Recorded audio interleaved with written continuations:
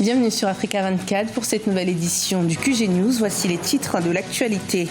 En République démocratique du Congo, ils sont nombreux à avoir répondu à l'appel du comité laïque de coordination pour une marche pacifique ce dimanche 25 février. Un rendez-vous violemment réprimé par les forces de l'ordre. Dans l'actualité également, au Togo, l'entreprise privée Théolis veut relever le défi de l'Internet haut débit. Celle-ci ambitionne de fournir une connexion de qualité et à des prix accessibles pour tous les Togolais. Et puis en Côte d'Ivoire, l'édition 2018 du festival de promotion des activités génératrices de revenus qui s'est déroulé à Danané dans l'ouest du pays a été très bénéfique pour la jeunesse locale. Des accords de financement et d'accompagnement ont été conclus. La population congolaise est descendue en masse dans plusieurs villes du pays ce 25 février suite à l'appel du comité laïque de coordination. Les manifestants réclament une fois de plus le départ du président Joseph Kabila, un rendez-vous réprimé par la police, tout comme les deux marches précédentes de décembre 2017 et janvier 2018. Le point sur la situation avec notre correspondant en République démocratique du Congo, Jacques Amboka. La marche organisée par le comité laïque de coordination ce dimanche 25 février 2018 a été réprimée par les forces de l'ordre dans plusieurs paroisses de la capitale et dans les autres villes de la République démocratique du Congo. Une marche pacifique pour exiger l'application intégrale de l'accord de la Saint-Sylvestre. Bien que la liberté de manifestation soit garantie par la Constitution, le gouverneur de la ville ne l'a pas autorisée. Il est clair qu'il n'y a pas lieu pour un parti politique ou une organisation quelconque de solliciter encore une autorisation qui est déjà donnée par la Constitution elle-même. La même disposition de la Constitution qui garantit la liberté de manifestation dans son principe évoque l'obligation pour les manifestants, les organisateurs, d'informer au préalable par écrit les autorités administratives. L'accord de la Saint-Sylvestre signé entre la majorité présidentielle et l'opposition prévoyait entre autres la tenue de la présidentielle en décembre 2017 et la nomination d'un premier ministre issu du rassemblement de l'opposition. Pour le comité laïque de coordination et l'opposition, cet accord n'est pas respecté. L'objectif poursuivi par la police nationale pour cette marche était des 0 morts. Pourtant, 2 personnes ont été tuées, notamment à Kinshasa et à Mbandaka, selon les sources hospitalières. Il faudrait aussi que les services de police sachent qu'en recourant à la force pour encadrer ces manifestations, eh bien, il faudrait user évidemment d'une force qui soit proportionnée et surtout ne pas recourir à des armes létales qui peuvent entraîner la mort. Les bilans des victimes de la marche du 31 décembre 2017, 21 janvier et 25 février 2018 fait déjà une dizaine de pertes en vies humaines. Les comités laïques de coordination, cette structure à la base des manifestations qui bénéficie du soutien de l'Église catholique et de l'opposition, s'est dit déterminé à aller jusqu'au bout de leurs objectifs. Toujours en République démocratique du Congo, les autorités veulent rentabiliser la production de cobalt. Alors que le pays produit 2/3 de la production mondiale, il en perdrait tout de même 336 millions de dollars chaque année par manque d'infrastructures adaptées à la transformation industrielle du cobalt. Plus de détails avec Nathalie Mort, commentée par Nelly-Claude Ebessa. La République démocratique du Congo abrite la plus importante réserve mondiale de cobalt, évaluée à 3,4 millions de tonnes. Sa production annuelle de 140 000 tonnes assure 66% des besoins industriels automobiles et téléphoniques les plus influentes du monde. Le marché du cobalt devrait rapporter 61 milliards d'euros à l'international en 2064. Dans cette perspective, la RDC a opéré des réformes fiscales en matière d'exploitation minière. Le nouveau code prévoit l'augmentation de 5% de la taxe sur les minerais non ferreux. Le gouvernement exige par ailleurs aux entreprises extractives le rapatriement de 40% de leurs exportations sous forme de devises.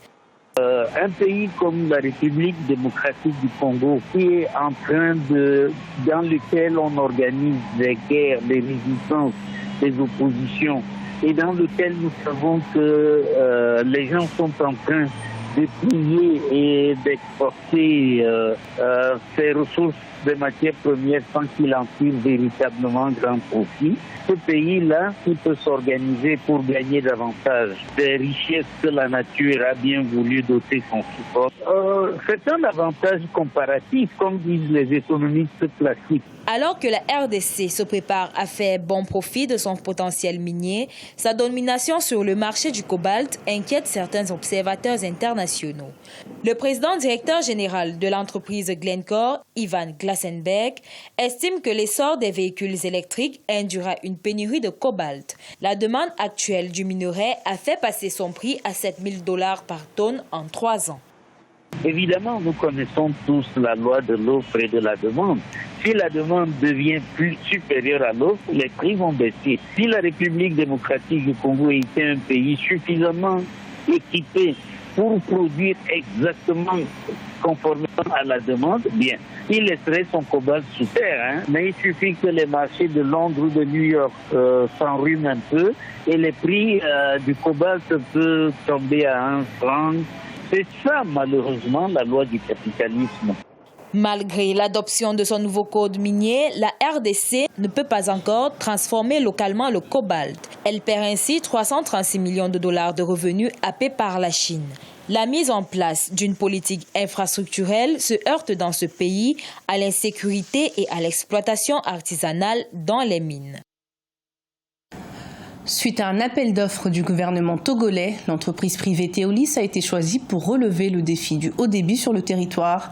L'entreprise ambitionne même d'offrir ce service de qualité tout en proposant des prix accessibles à l'ensemble de la population.